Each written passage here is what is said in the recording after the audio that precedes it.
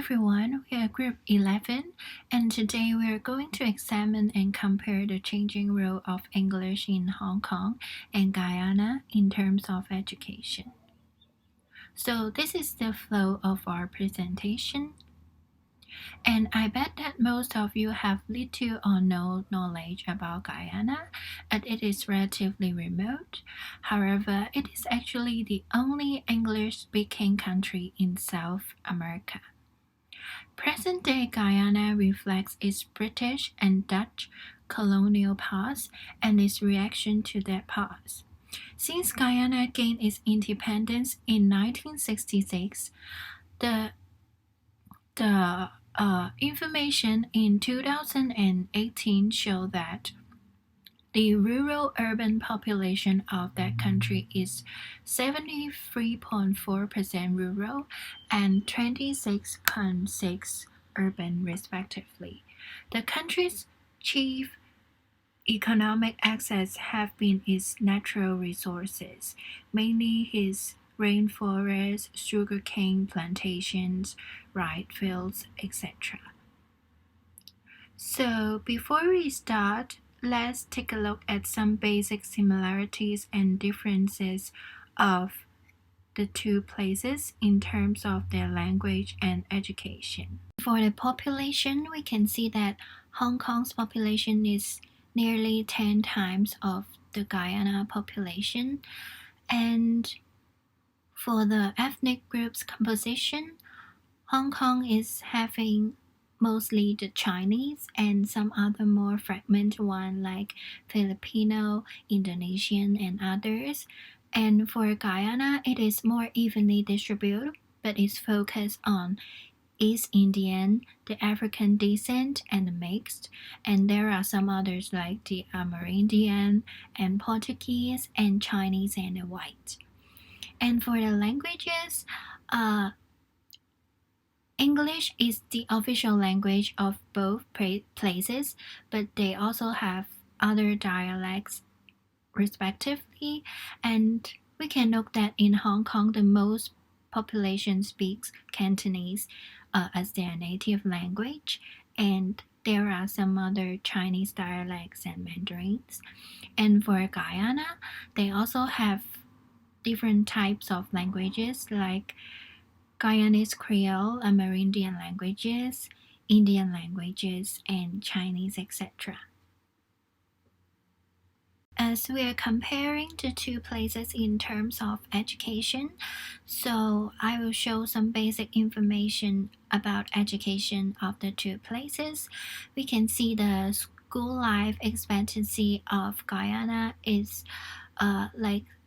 4 years less than Hong Kong, and the education expenditure of Guyana is comprising a larger proportion of their GDP than Hong Kong. Thank you, Yao Yao. From here, me and Plum going to introduce about the education in Hong Kong. These are some terms that we are going to use in our presentation, which are medium of instruction, Chinese as medium of instruction, and English as a medium of instruction. This is a general information of Hong Kong's education in colonial period. Before handover, the spoken language is mainly focused on bilingualism of English and Cantonese. English was mostly used for social bonding and connecting Chinese with Europeans. The general education structure before handover is 3 years kindergarten, 6 years of primary school, 3 years of secondary school, and 2 years of senior secondary school where it leads to HKCEE, and another 2 years for matriculation where it leads to HKALE, and then the tertiary education, which is the academic degree such as bachelor's and master's and others. But only small group of elites were allowed to get the education in English rather than a mass group of the students. There are two types of MOI, which are EMI and CMI. However, up until the handover, in overwhelming majority up to 90% of secondary schools were Anglo-Chinese schools, in which the medium of the instruction is English. CMI schools were declining in that period because most of parents believed that EMI schools would provide their children more exposure to English and therefore a better chance to acquire it. However, in classes of EMI schools, mixed mode teaching was commonly used because teachers themselves were untrained in English. They used Cantonese with English terminology for English terminology for oral exposition and English as a medium of textbook, written assignments, and examination. Another problem is that there is no to little exposure to English outside of classroom to the children. Due to the widespread of English, English was also used as the MOI in tertiary education as similar as the secondary schools. They also used code mixing as some terms are really difficult to explain in English, but this tertiary education was limited. Only 2% of student population were allowed to get a higher education in only 2 universities. After handover, the education department published the instructions which are biliteracy and trilingualism. It aimed to develop literacy ability in both written Chinese and English, and spoken Chinese, English, and Cantonese. The education structure is slightly changed compared to the before handover, which is 3 years of kindergarten, 6 years of the primary schools, and 3 years junior secondary schools, and then another 3 years for senior secondary schools were led to HKDESE, and then tertiary education. After handover, the Putonghua has progressively established itself as the language necessary for communicating with the mainlands. After handover, only 1/3 of EMI schools were remained as EMI schools and the rest of it changed to the CMI schools. For tertiary education, MOI is still English, but Chinese-related courses can be provided in Chinese. Moreover, education provided to the mass population of students rather than only elites group. The student population were increased to 18% from 2%, and the number of universities were also increased to 9 from 2. This has happened because of the mother tongue policy. Government discouraged code mixing but encouraging schools to switch to the mother tongue teaching in Cantonese with written Chinese. The government's view was that instruction should be 100% in either English or Chinese, but not in a mixture of two. Also, government included Putonghua as a compulsory subject. This mother tongue policy came from the earlier problem, which is an imbalance of CMI and EMI schools. Even though over 90% of schools were Anglo-Chinese schools with English as medium of instruction, most of teachers of EMI schools were untrained that they provided the courses with the code mixing, which led to the decline of the English standards. So government decided to replace EMI schools to CMI schools and also introduce the mother tongue policy to the secondary schools. After mother tongue policy, fine-tune policy came out. This is a policy that which allows CMI schools to teach English if they get a permission from the government. Fine-tuning MOI policy is to raise students' English proficiency with a view to enhancing their competitiveness for further education and work in the era of deglobalization. Under this new policy, students can choose to learn through English upon meeting certain language criteria, while schools are given more autonomy to offer English medium classes. This policy introduced because of parents' concerns and society's general demands. Even though only 113 out of 411 schools were remained as EMI schools, most of schools ignore governments as parents still wanted their children to get an education in English medium schools and unwilling to make the change to the Chinese medium schools. Parents showed more concerns about obtaining high-quality English instruction for their children. The parents worried about their children's access to high-quality English teaching and learning because they believe that high English proficiency allowed their children greater number of the choices for their future. And English really plays an important role in the employment and other success. And there is another scheme what they related to the English subjects. As English plays an important role, government also introduced the NET schemes, which is the native speaking English teachers. Government helped secondary schools to recruit native English speaker as a teacher. NETs are required to teach English as a second language to the Hong Kong students and assist in teacher and curriculum development in public sector secondary schools for the students aged between 12 and 19.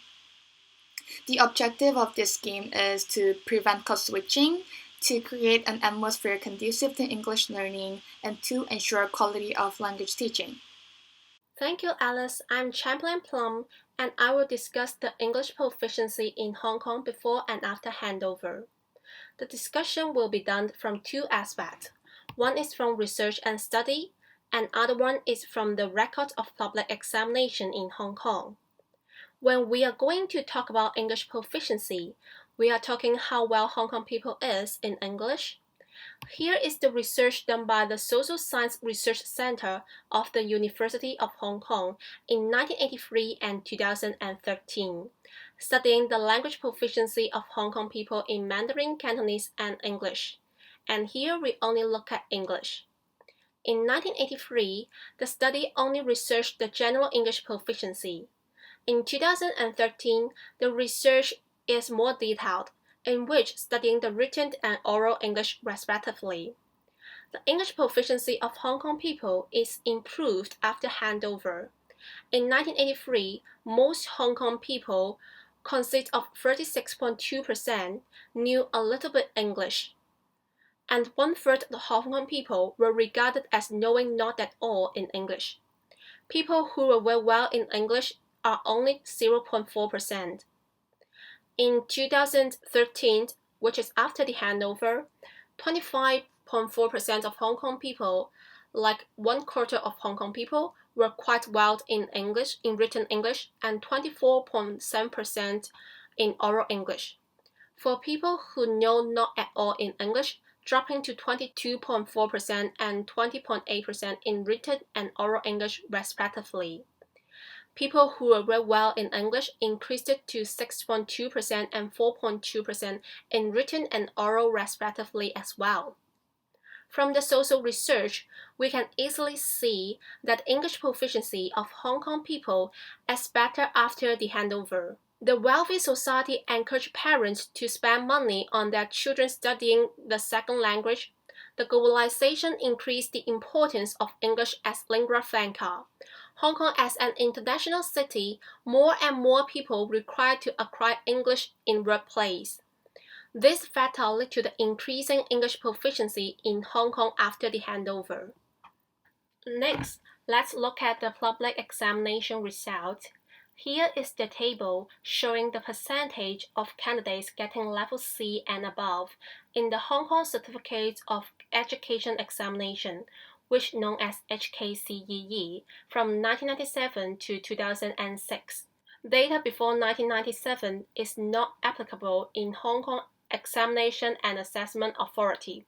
However, we can see candidates in 1997, when it's the year of handover, there were 11.6% and 9.6% of them got level C and above. The number increased to 70.9% and 15.1% in 2006. We can see that the increasing amount of candidates getting level C and above, which reflects that the average English proficiency of secondary school graduates is increasing after the handover.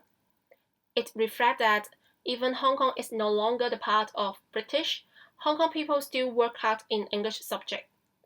The English proficiency is still important to them. It may be because of the tertiary education and the formal documents in business are still mainly using English. Even after handover, Hong Kong people still improved in English. Let me have a short inclusion, and I'd like to predict the future trend of English in Hong Kong. Hong Kong will be relatively important in the Hong Kong society. As I mentioned, the business society and education community are still widely used English in formal communication. However, in daily use, Cantonese will still be popular, no matter before or after the handover. And from the social study, we can see that Hong Kong people is better in written English than oral English, perhaps because of the widely use of English in textbook in Hong Kong education. Since the increasingly importance of English in global society, the English performance of Hong Kong people will steadily improve after the handover. Thank you, Plum. I'm Janice. Now Kelly and I will talk about the education in Guyana. Guyana was divided by European powers into Spanish, Portuguese, French, Dutch, and British Guyana under the colonial competition in 1499. It was settled by the Dutch in 1627, but the British got the control over it in 1814. Guyana finally gained independence from Great Britain in 1966. Guyana is a Creole-speaking country because Creole languages emerged in the Caribbean during the time of the Atlantic slave trade. Approximately 15 million enslaved people were transported from Western Africa to the Americas. Guyanese Creole is formed along the Atlantic Ocean, which has similar features of other English dialects of the Caribbean region. Guyanese Creole is spoken by the majority, which allows interactions between groups that initially spoke mutually unintelligible languages. Regarding the role of English, it is the national and official language of Guyana, and is used for education, government, media, and commerce. The vast majority of population speaks Guyanese Creole as their native tongue. In schools, the English taught is based on British English, which helps different ethnic groups in Guyana to communicate, as there are around 90% of population come from other countries like West Africa. Second, it upholds the uniqueness of being the only English-speaking country in South Africa. At last, it can expand international trade as Guyana's economy relies much on exports. The survey done by the University of Guyana asked 100 of first-year students about their linguistic identity in 2014. All of them agree that Guyanese Creole is an inferior form of English and is a low language, while English is a high language because using English represents a higher prestige in education or social status. They often refer to Guyanese Creole as broken English or even bad English. In classroom, Creole is suppressed, while English is highly encouraged to speak because teachers believe that students who speak good English will be better off in their life. There are differences and similarities in education. First, during colonial period, only primary education was free for children. High school students had to obtain GCE exams offered by Great Britain in order to pursue higher education. The University of Guyana, the sole national higher education institution until now, was established in 1963. After gaining independence, education became free for everyone from nursery school to the university in 1976. CSEC exams offered by the Caribbean Examinations Council were introduced to students in 1972, and students are free to choose whether to take GCE or CSEC. The literacy rate increased from 78.1% to 88.5%. Most importantly, English only a language policy is still adopted now from colonial period. The reasons for education reform are manifold. After gaining independence, Guyana suffered from serious economic decline due to the policies and poor management of the government. Many skilled professionals left the country, so education reform can provide training and skills that are consistent with national needs, increase national production, provide manpower for development. During colonial period, secondary education is restricted to middle and upper class. Therefore, education was made free for everyone from nursery school to university to achieve equality of educational opportunity and unite various racial, social, and economic groups and develop the hinterland regions where educational provisions are limited and poor. Now I will talk about the situation of English as a compulsory subject.